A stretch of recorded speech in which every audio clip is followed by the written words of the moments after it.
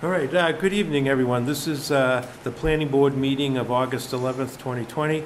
If we could please stand for the Pledge of Allegiance. I pledge allegiance to the flag of the United States of America and to the republic for which it stands, one nation, under God, indivisible, with liberty and justice for all. Thank you. So with us tonight, we'll just go through this. We have Richard Dion, our associate member. We have Ellen Cedillo and myself, Bruce Mackey. We have John Gasky and Cornelia Shea. And we also have Jim Walsh, our planning director, with us. And we have Sue with us too, yes. So the first thing we have on the agenda tonight is a sign permit application. It's for Signorama. It's 96 North Main Street, map 18, lot 3B. The business is called Ambition Nutrition. If someone is here to talk about that, if you could just sit in that chair and speak into the microphone and give us a name and address and talk to us about your sign and then maybe a little bit about your business too. Okay, so my name's Amanda. Is this close enough? Amanda, closer? Okay. Sorry. My name's Amanda Ward, owner-operator of Ambition Nutrition. So the sign is just a basic pylon plaza sign, front and back for the plaza sign, I guess, and then the same exact one, just a little bit bigger for on the building. And then the business itself is I serve meal replacement shakes, energizing teas, aloe shots, things like that, and then just trying to create a really positive space for the community. So what are your hours going to be, and what days is your place going to be open? So it's Tuesday through Friday, 7 a.m. to 4 p.m., Saturday and Sunday, 9 to 2, and then we're closed Mondays. Okay. All right, let's see, I did see the sign in here. What was that? Oh, here it is. All right, so, yeah, I did see a picture of where the sign is going to be on the pylon, and then I was talking to Jim Walsh about this, and he said you might, on the pylon, you might do a smaller sign? Yeah, so the original sizes that were submitted are going to be a lot smaller, because that was the wrong spot in the plaza. I don't get the big spot, I get the little one, so. Oh, you don't get where the big signs are? Okay. Yeah. So you're just going to do one of the small ones? Exactly, Like yep. Area 58 TV is there? Yep. And are you going to do one over the building too, or is it just on that pylon? One on the building, so that is going to be the same size that was originally submitted, but that is just a banner for now, so. Okay. Yeah.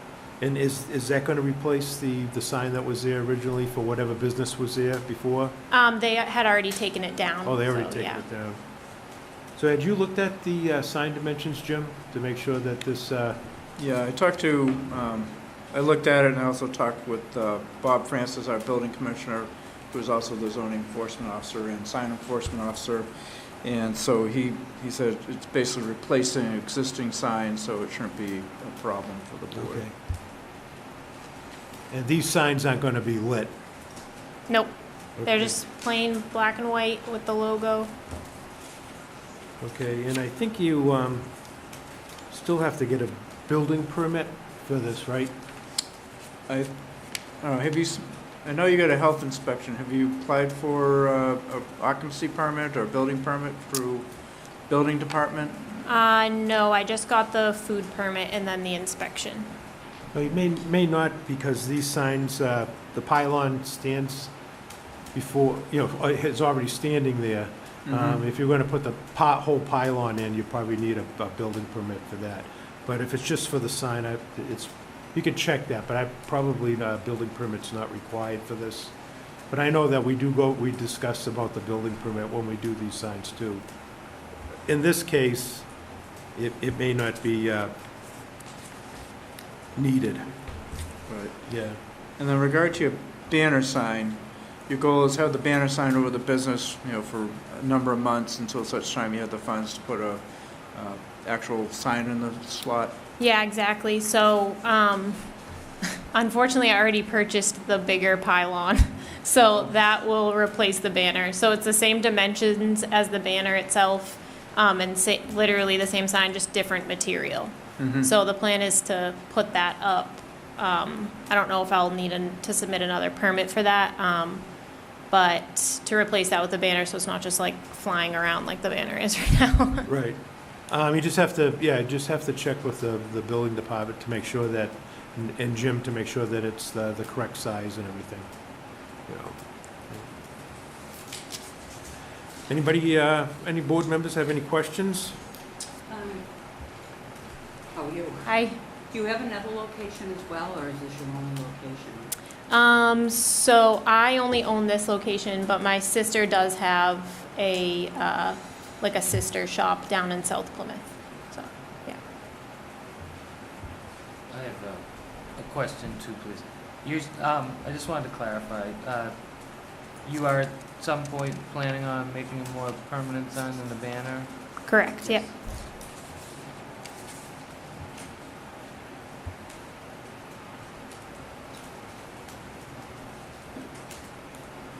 So what do we describe here in the sign permit application? We have, so measurements,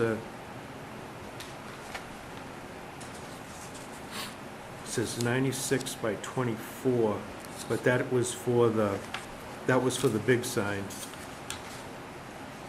Right, but that's going up onto the building now, right? Yeah. Yeah. The So larger pylon sign is going to move over to the building. Exactly. Yeah. And I believe the banner is the same size as the larger pylon. I believe. Yeah, so the banner is 96 by 24, and then the current pylon sign is 96 by 24. And so then the new pylon sign will be 31 by 12, the overall size. Okay, that's the small one that's Right, that'd on be there. the small Okay. one. So maybe I can amend the application by adding the other sign as well. Yeah, you're gonna have to, yeah, because we just have one noted here. So, okay, so we're gonna be reusing that pylon that's on the, reusing the current sign on the pylon, placing it as permanently over the shop. Yep. Where the banner is. Yep. But you don't have a time yet, so, and then the other one is the 19 by 12, what was that dimensions? 31 by 12. 31 by 12, okay, so we have 31 by 12 pylon, and then banner to be replaced by 96 by 24 pylon sign.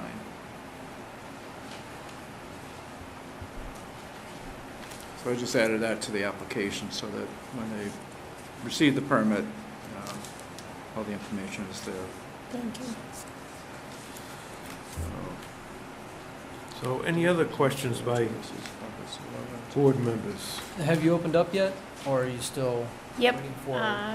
Grand opening was on Saturday. So, yep. It was an awesome, busy day. Well, that's good. Great. Yeah. What is the capacity inside? So right now, I actually don't have any, I have like 2 chairs out, just because I don't want to encourage people to actually drink their shakes in there. When I do have seating in the future, the capacity is about 18, so, yeah.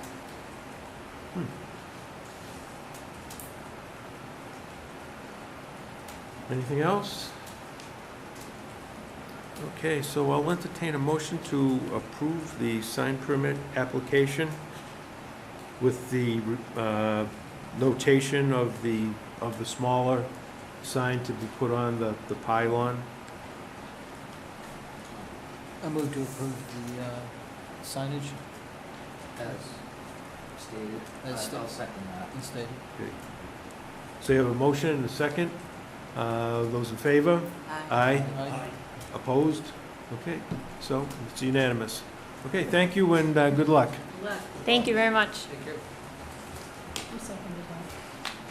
Who did the second? Cornelius? Cornelius.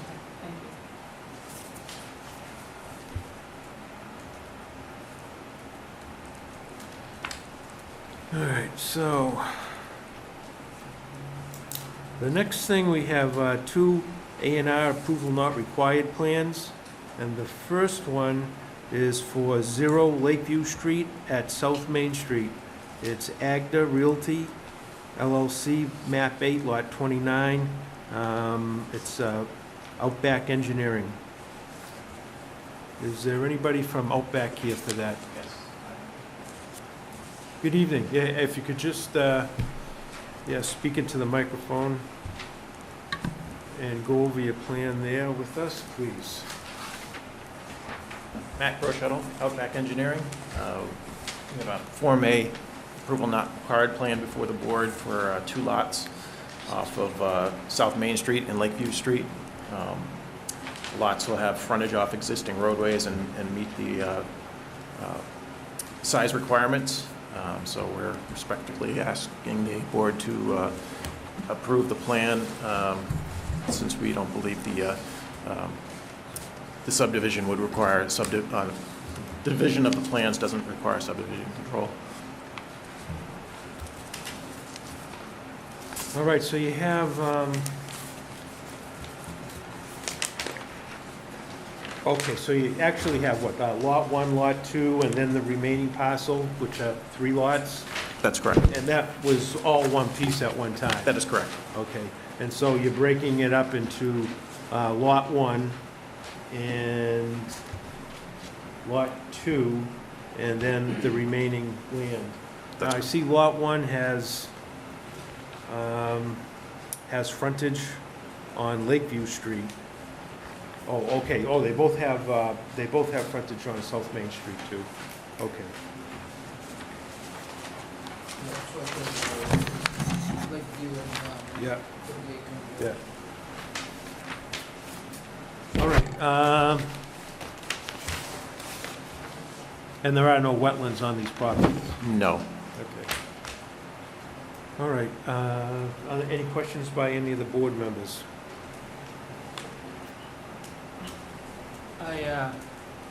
I don't see the wetland delineation lines for the 65-foot and the 100-foot on there.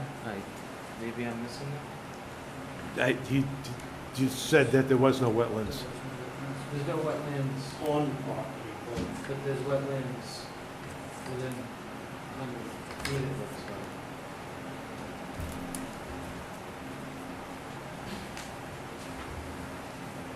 Is there a bog behind There is a bog on the existing land that's going to remain, but not on the parcels that are being created. There'll be a 65 mil and a 100 foot. Under, yes, for conservation, correct. We're not seeing any wetland lines here to determine where your building setback lines would be, or the building. Well, we would do that when we go to the conservation. Under, when we file a notice of intent, we would have to, show where the limits of. Okay. I get that. Still, if you're applying for an A&R, all conservation restrictions should be listed on there. It's for an A&R plan. I mean, that's conservation's jurisdiction. Well, but one of the requirements is that any and all restrictions to the land should be listed, and that includes conservation. So it should have the 65 and it should have the 100-foot buffer zone on the map. Is that Just a in the- note, in Carver, under the subdivision rules and regulations, Section 4 of the rules and regulations has a section on approval not required lots.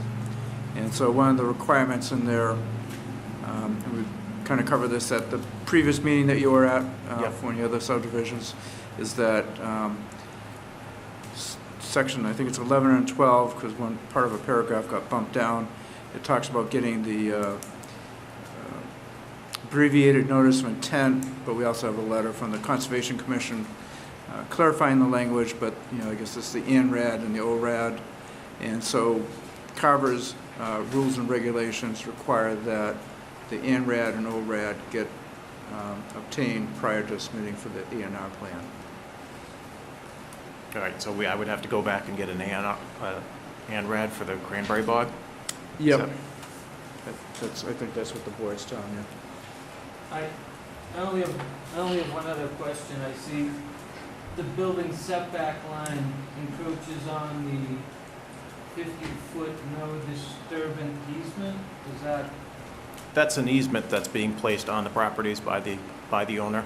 There's no rule and regulation. That's just an easement that's being applied to keep any future developer from putting anything closer to the cranberry bogs. Oh, right, no, I understand that, but I saw that you put your building setback line on it, so I was kind of curious about. Well, they're coincidental. The rear setback line and the no disturb buffer are coincidental along the rear property line.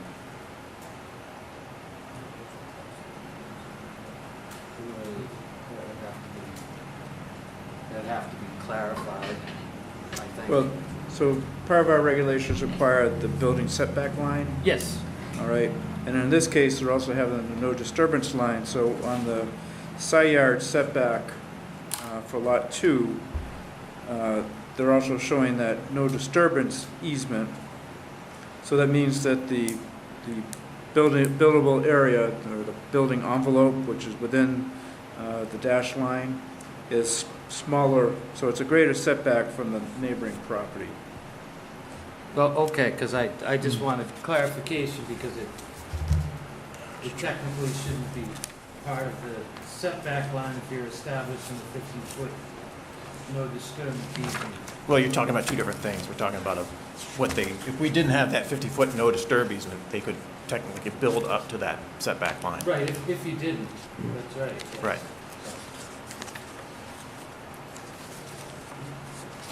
So aside from not having the wetlands, Yeah, so Yeah, in we're RA district, the side yard setback is typically 30 feet, and in this case, it's a 50-foot setback because it's including 20 feet of the easement. okay. I'm fine with that part of it,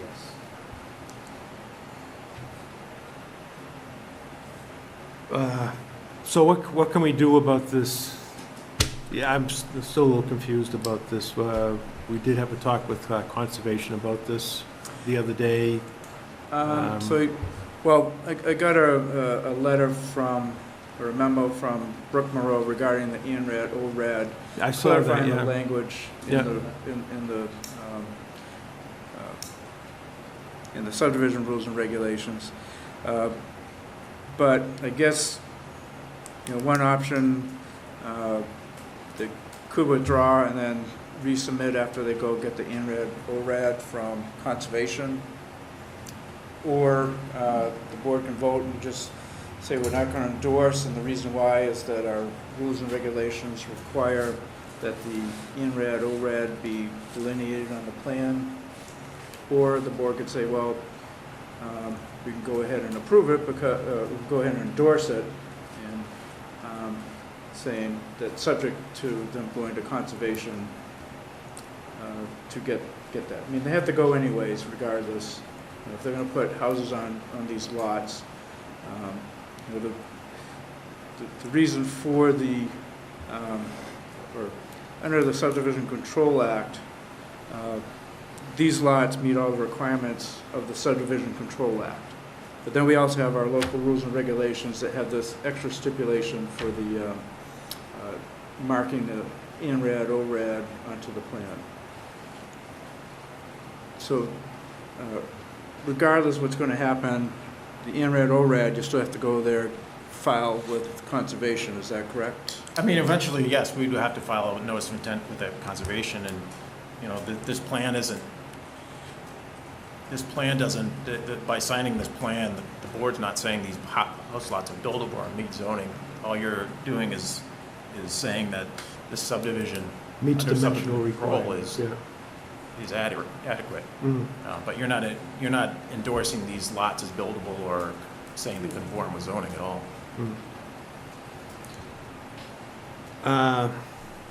In the board, if I remember correctly, that's a provision that can be waived. That you can waive the requirement, because it's gonna happen anyway. So if they go and they're moving forward with a building project, because one of the things we gotta keep in mind, we're not approving or disapproving a project for these A&R lots. It's whether or not it meets the requirement of the Subdivision Control Act. And so, they show they meet the minimum lot size, they meet the minimum frontage requirements, actually they exceed the frontage requirements. So in that case, the board could go ahead and endorse this plan and say, okay, we know that if they have to go forward with actual development on this site, then there's still the conservation, there's still other requirements of the building permit that they have to follow before they get their building permit. Yep.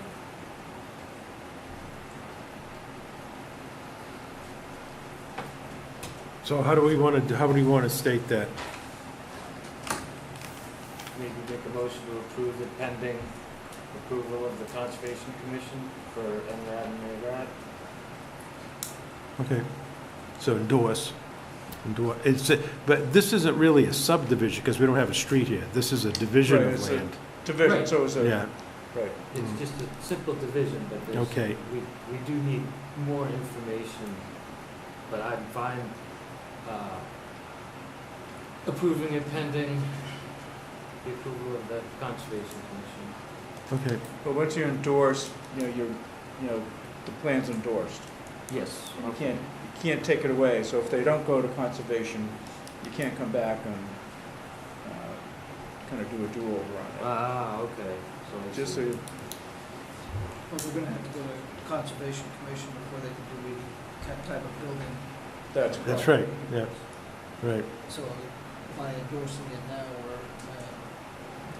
Right, we're still going through that same process anyways. right. Right. And that's something, so the subdivision rules and regulations were done in 2008, and it may have been at a time when there were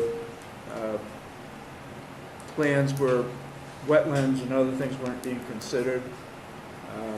But in order to get a building permit, they have to go through the Conservation Commission regardless. I'm So I familiar don't with the think- process.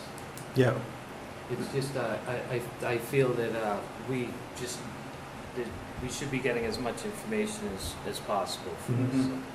Right, so going forward, I'm doing my best to No. train our engineers to look at that section of the subdivision bylaws. Because virtually everything that we require, they already do.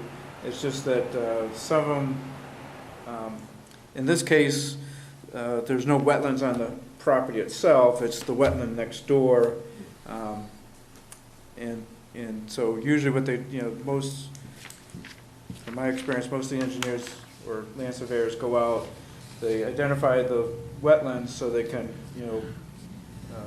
make judicious use of the property to meet all the requirements. So my recommendation is to, go ahead and endorse the plan. It's still gonna get reviewed by conservation, so, and then just going forward, we have new members who are reviewing the plan, so we've got people kind of caught up in the changeover. And I think in this case, this is something that we don't have to worry about the wetlands aspect of it, because the Conservation Commission is still gonna review it. Well, if we're just playing catch-up, then I'll play fine with it, but, I really would in future like all the pertinent information, though, that's more my point. Right, I understand that. Thank you, Jim. Is there a future plan for the site? in place already, or? Not, I mean, generally, be house lots, but I mean, you know, they don't have anything set in stone yet. We're just trying to get the lots subdivided first, and then we'll develop them later, hopefully. Okay. But, you know, we wouldn't go ahead and make lots we thought were not buildable. It would be counterproductive to my client and, you know, everything we're doing here. So it's not the intention to create unbuildable lots. Right. Especially when you show the bond there anyway. So you know that Correct. We're well sends aware up we a need red to go flag for right there. conservation. You're gonna building have permit. setbacks, yep. There's a lot of steps still to go. Yep. Right, okay. All right, I'll entertain a motion to endorse the plan for Zero. Zero Lake Street in Carver. Mr. Chair, Second? just Yes. to clarify, it's Lakeview Street. Oh, it's Lakeview. Lakeview Street, I'm sorry. I'll second that. We need, so I'll entertain a motion, so I need a motion first. Did, nobody's made a motion yet?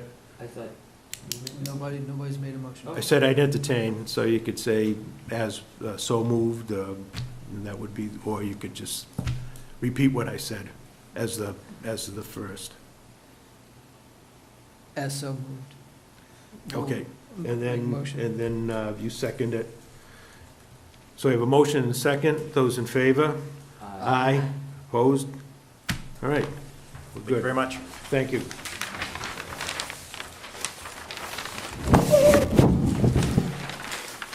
We don't have, yeah, we're not signing these plans. If you have your plans, we need to have all these signed. Oh, we got to sign these copies, so we'll Yeah. sign them at the end of the meeting, I guess. Yeah. All right, next is Lot 24-A and 24-B on Lakeview Street. David W. Eldridge, trustee, map 7, lots 24-A and 24-B by GAF Engineering. Good evening. Good evening, Mr. Chairman. Bob Rogers for GAF Engineering, representing the Eldridge family tonight.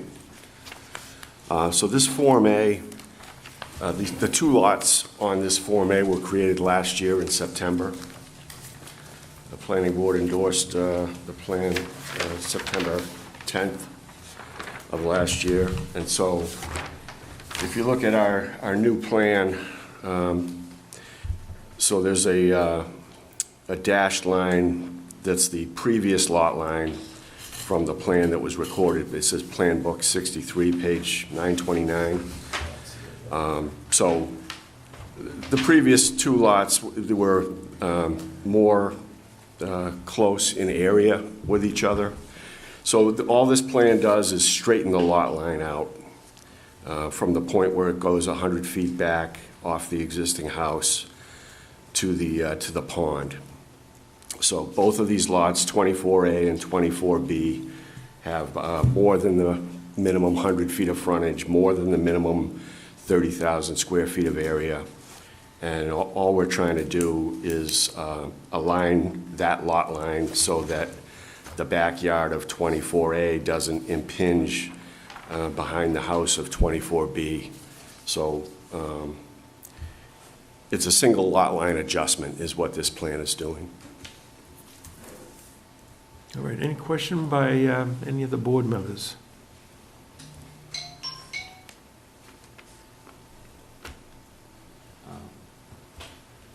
I mean, I could see how esoterically it looks better, but I'm just curious, why wasn't it done originally?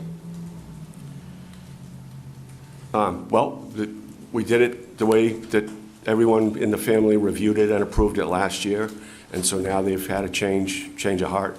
Nope, that's fine, So- thank you. What's the change from, is it they plan on selling the property?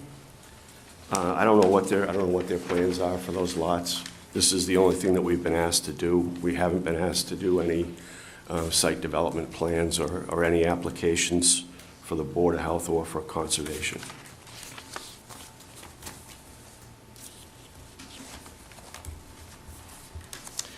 It's Whatever you can do in the village residential district, I guess, is what they'll be doing.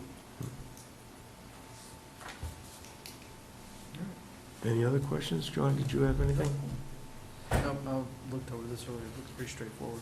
Ellen? No? Okay. So I'll entertain a motion to endorse the plan for lots 24A and 24B on Lakeview Street. Motion to endorse the plans as approved, as applied. So we have a motion, do I hear a second? I'll second that. Ellen, second. Further discussion? Okay, those in favor say aye. Aye. Opposed? Okay. Thank you very much. Good, okay. Jim, would we be able to pick up the Mylar tomorrow? Yeah, but we'll get it signed tonight and have it available at the permitting office window for you. All right, great, thanks. All right? Thank you. Thank you. All right, next, going to talk a bit about the transfer of developmental rights. And Jim wanted to talk about the discussion of the next steps. I know that it was at our last meeting, we had talked about it with Serped, and we still have, so we got a grant, and we still have some time on that grant for more discussion with Serped and to work with Serped. And then we were, well, if you want to explain it, what we've been talking about, Jim. Sure. You have a DLTA, what they call it, District Local Technical Assistance Grant through Serped that we were awarded at the end of the year last year. Because we knew we had discussions and we knew we were going to get a proposal on using the TDR, Transfer Development Rights bylaw here in town. And because it's never been used before, I figured, well, we need to kind of help educate the public, educate the board as to what those requirements are, so that people don't come out and say, oh, wow, where did this come from? It's all part of the master plans and the bylaw. And then through that process, they identified some things that need to be done in order to implement the bylaw. So one of the things according to what Serpent told us last week is that one of the things that was never done was creating a sending and receiving area map, and then there's also some recommended kind of tweaking to the bylaw. And so I thought one of the next steps is maybe set up a kind of a review committee or study committee to look at that and create the sending receiving area map, so that by spring town meeting we could present something to town meeting that could be adopted at town meeting. And then kind of a subcommittee of the planning board kind of do the review, so at least we have some form of public input through that whole process. And that's kind of what I'm recommending. And then also there were some other recommendations in the 2017 master plan regarding the conservation subdivision, and then also I believe the planned neighborhood development district. The planned neighborhood development district is 60 acres, and that's one of those zones where you can transfer development rights. But the areas that we're talking about, they're recommending are in the master plan are putting in areas like around Route 58 and Center Carver and North Carver. So the concern is you have a minimum requirement of 60 acres, but we may not have any parcels of 60 acres in that area, so it might be difficult to implement. So my suggestion would be to also look at those other bylaws to, because we're hitting, as you see tonight, we're starting to get all these applications for A&R lots that are splitting off the agricultural lands. And part of the transfer development right program was to provide an opportunity to the landowners to get some development potential without developing their agricultural lands, and then transferring that development potential to another area. And so I think we need to kind of work on something that gives them a real tool so that we can preserve some of those agricultural lands that are, high significance, and then target that development in the Route 58 corridor where the master plan, makes those recommendations. So that's what I'm kind of recommending to the board, I think Bruce and I talked a little bit, and we thought it'd be like a subcommittee of the planning board that could get established, and then seek representatives from maybe some other boards and committees in town that could add to the conversation. Any I like questions? it. You like I it? think it's great. The more information, the better. Yeah.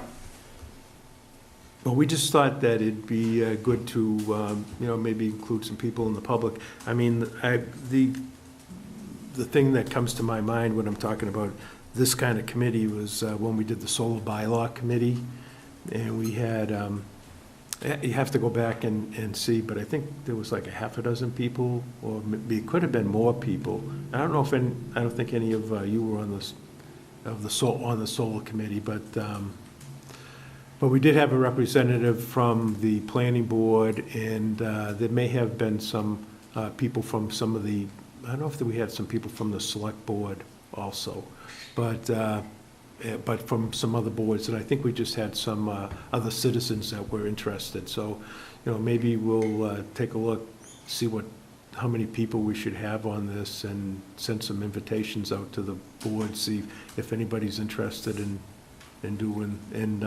being on this committee. But and just so the people in the public know that, or in Carver know that, we're trying to get a representation of people throughout the community, and so we can discuss what we're going to do with this, TDR. So that's where we stand. How do you get that information out to boards? We can send, I think, we can send a letter. We'll have to see how we did the solar bylaw thing. Did you want to form a committee tonight and then seek out, representation, now through We're here, right? September? At least that way you kind of form the committee and then kind of figure out what kind of representation should be on the committee. At least have that discussion. We're talking about having something to review the bylaws, to submit something to the spring 21. Right, that's what I'm recommending. There's some concern that if, we have a proposal that hasn't been submitted to us yet, and people are like, okay, well, the optics don't look good, but if you plan to say, okay, we're gonna make a recommendation for a Springtown meeting, then the board's taken, I think, the appropriate amount of time, and then also bring in other people to, representatives of the community to discuss what should be involved in the bylaw. And, and I know some people were concerned with density and other provisions. And so I think those are things that the community has to discuss. Have that discussion so that, we can have a bylaw that kind of works here in Carver, and try to preserve the land. Because part of the, as they mentioned in the presentation, when that owner of a sending area parcel gets approved, part of that approval process is that they have to go and immediately preserve that land. They have to put it under conservation restriction of some sort, where it's either provided to the town or an independent kind of an open space group, takes over ownership of the property.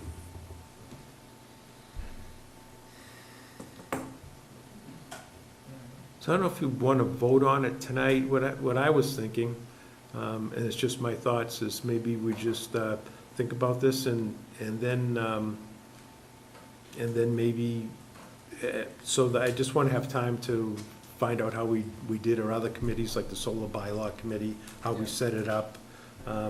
Yeah, I just, I don't want to really start doing that tonight until just, till we find out exactly what we did with other committees and how we did that.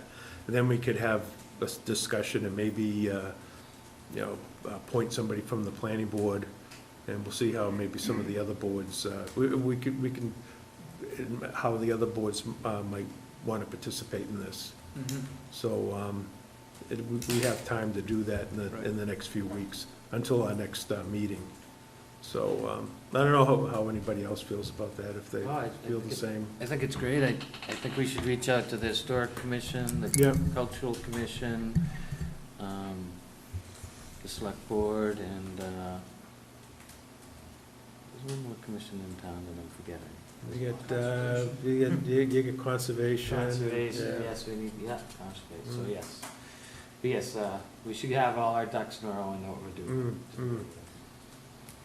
And where we all haven't had a lot of experience with this, you know, does it make it more difficult to, you know, find someone in the board that, Yeah, we can discuss that at our next meeting, once, you know, kind of look into, you know, how we can set this up. But I'd like to have a little time to just look into this myself, and everybody else can too. The more people involved, the more people will understand it, you know? Yeah. Instead of having just two people Right. getting thrown everything. Right, no, I don't, you probably want at least 6 people anyway. I don't know if you want more than 12. I mean, that's something that we're gonna have to look at. I mean, I don't know if you want a huge amount. Of course, they'll all be public meetings, and they'll be open to the public. Right. So, you know, anybody can Posted participate. somewhere? It'll be, I would imagine they would be posted on the, Right, so they would, so a committee would have to follow the open meeting law. Those meetings would have to be posted on the website going forward. And it could be where you have a set number of people in the committee itself, but you can invite in people with expertise to speak on a particular issue. So that way, you know, so if someone didn't have time to be on a committee, but you just needed their expertise, you know, say they're, you know, someone in agriculture, you know, they could come in and talk about their trials and tribulations with, you know, say the cranberry industry nowadays, and, you know, kind of what they thought would be a useful tool to help them out. sounds good. all right, so we won't vote, this is just a discussion tonight, and, you know, I think when we come back to our next meeting, maybe we'll have something a little more definite and figure out where we go from there. We can take a vote on what we're gonna do from there on.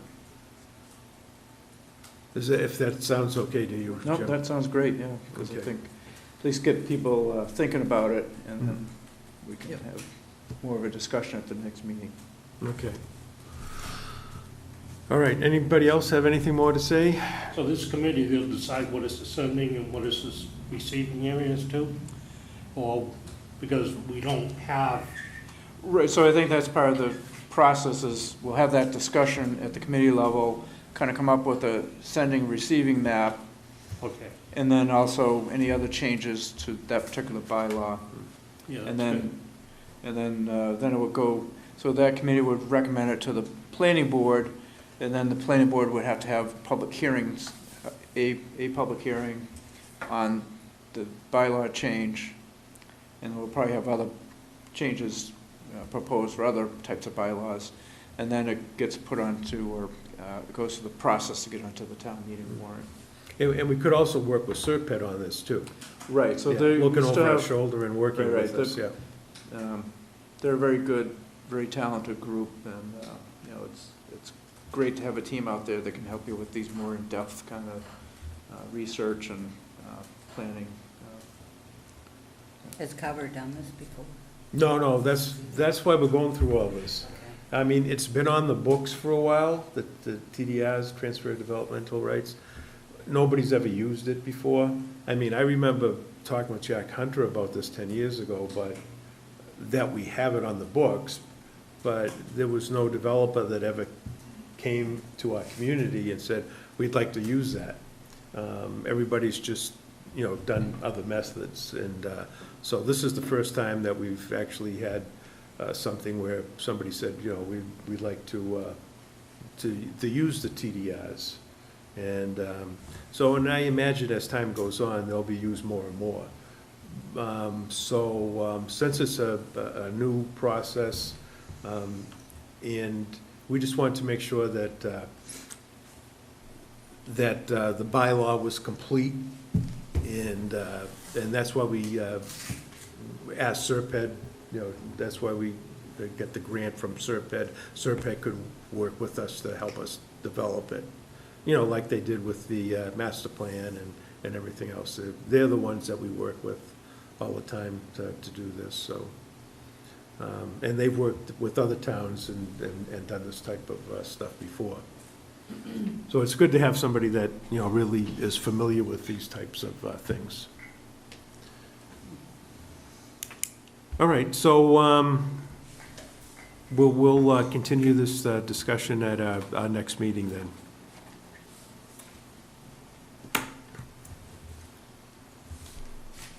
All right, so planning board member notes.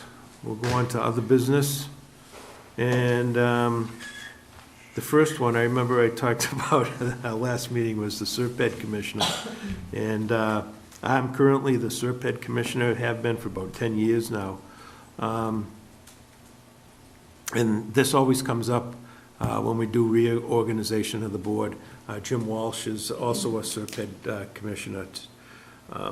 But if there was, I will continue doing this for the board, but I just wanted to make this available to any of the newer members if they wanted to do this, meet once a month with Serped. You're welcome to do this. It's a good learning experience, and then we see many of these Serped people. As you can see, we're going to see them for the TDRs, and we're going to, you see them also for when we do any kind of bylaws changes, or so we see them all the time. So it's good to get familiar with these people. So I just wanted to decide tonight if there's anybody else that wanted to take my place to do the meeting. It's once a month. It's the fourth week. It's the Wednesday of the fourth week of the month when they meet in Taunton. They have been doing it Zoom meetings now, and they may do them for a while. And they're usually at 6:30 in the evening, and they go for an hour and a half.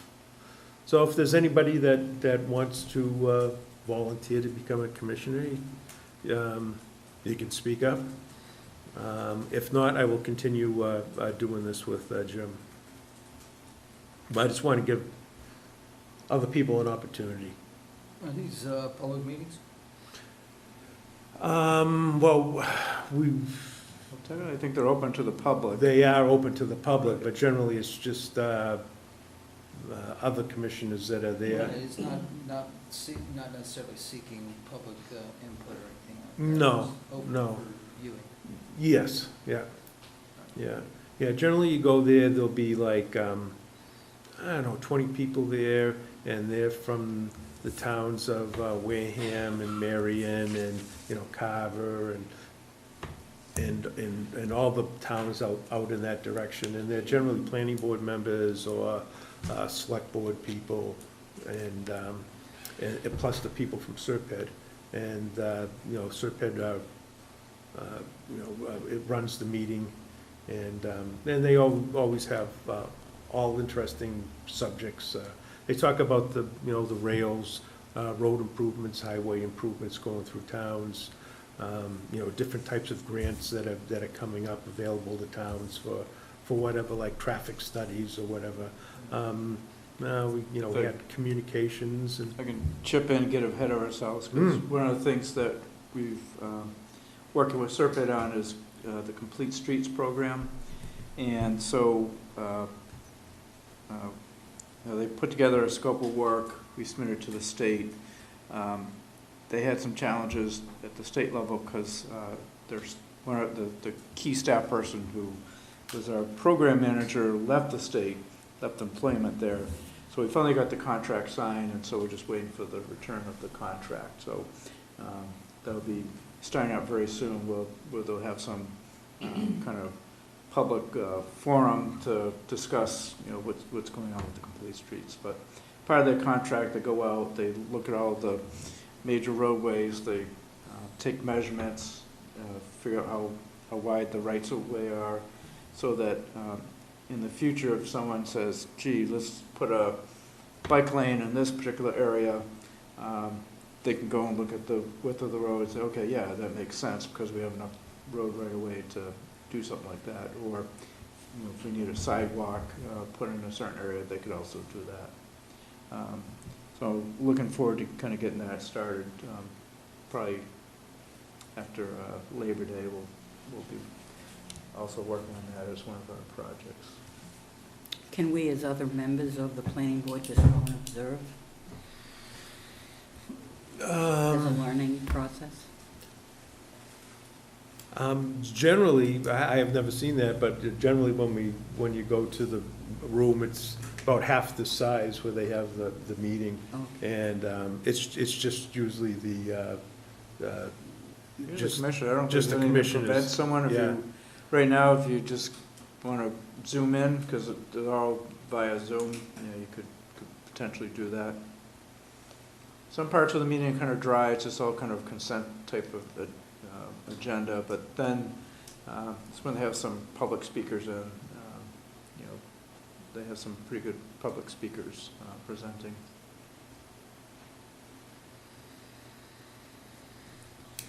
So if anybody's interested, going once, going twice. Not at the moment.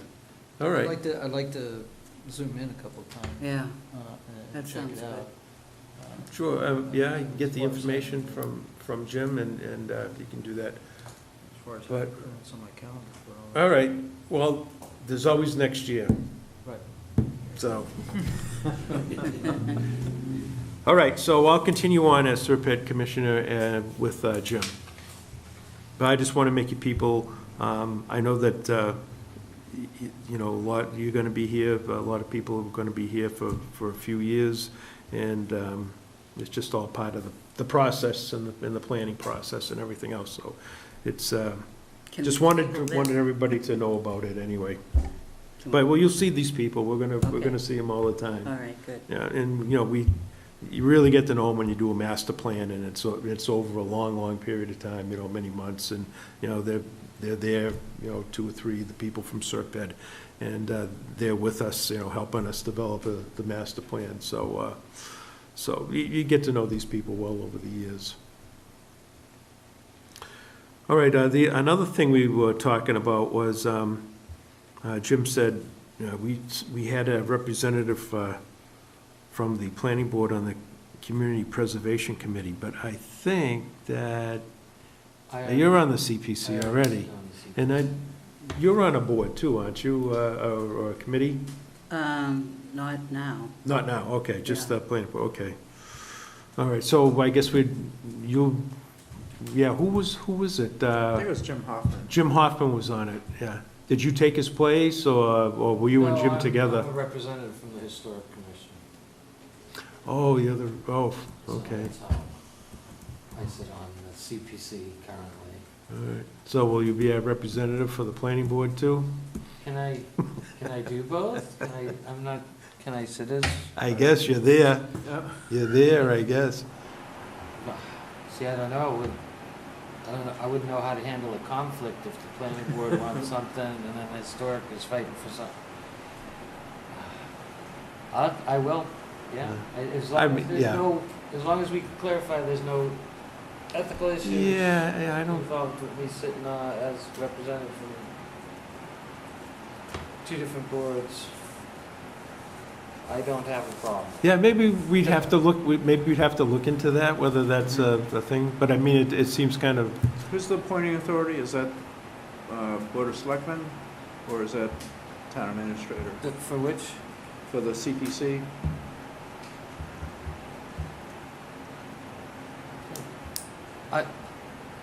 have to call the I don't chairperson, recall, I guess. yeah, because half the board is appointed for various committees, so. Mm.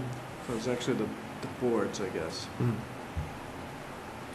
Well, you can appoint someone else and have 2 potential reps on the committee.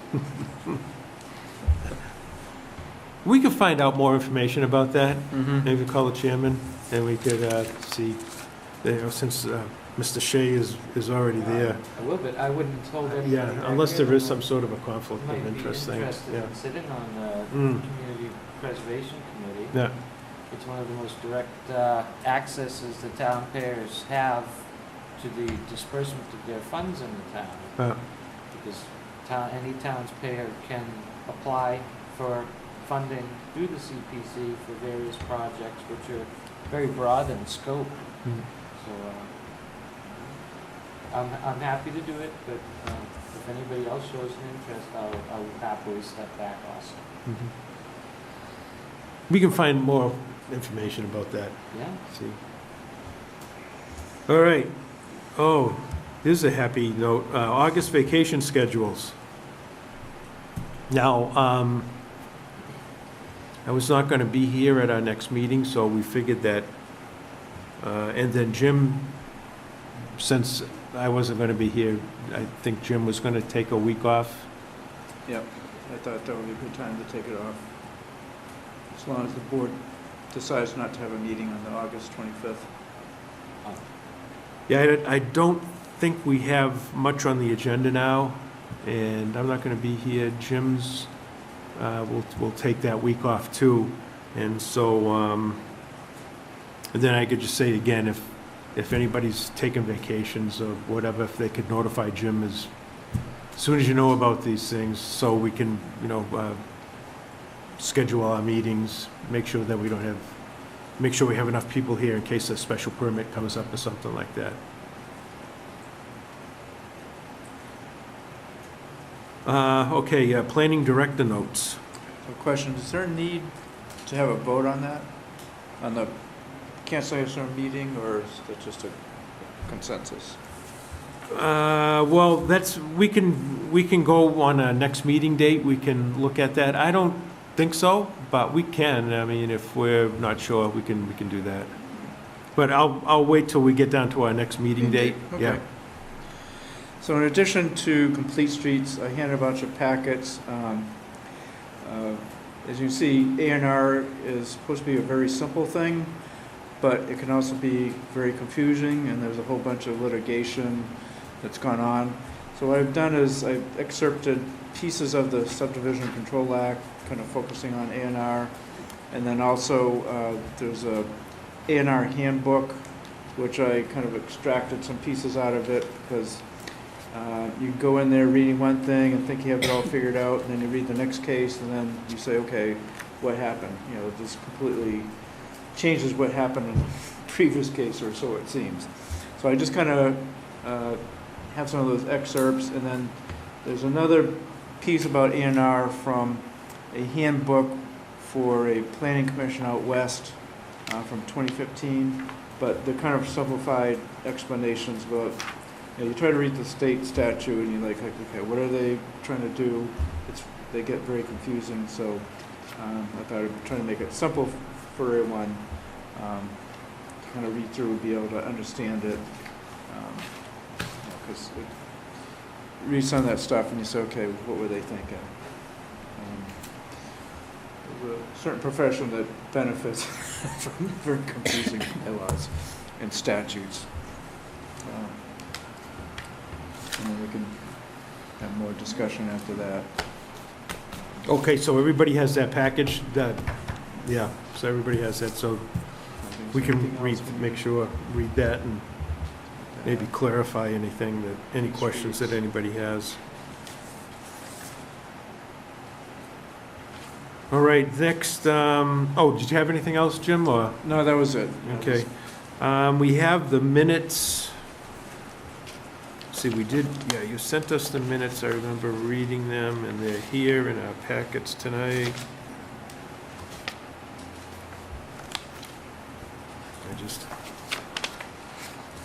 See.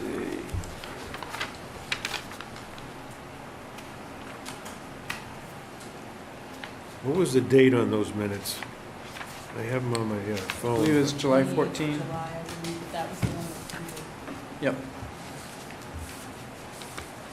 Blame me. Just, I don't- Looks like that. Okay. Oh, yeah, there we go. All right, so we have the meeting of, so we have the minutes of July 14th, 2020. So I'll entertain a motion to approve the minutes of July 14th, 2020.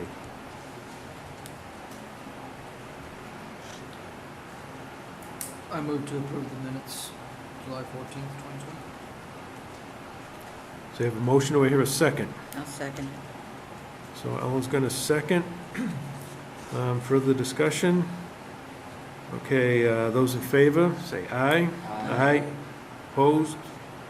Abstentions? Okay. So our next meeting, we can take a vote on it, I guess, and it'd be fine, but our next meeting will be September 8th at 7 o'clock.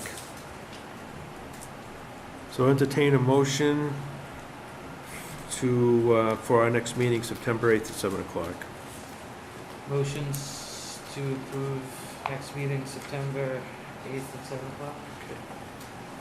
So we have a motion and a second. John made the second. Those in favor? Aye. All right.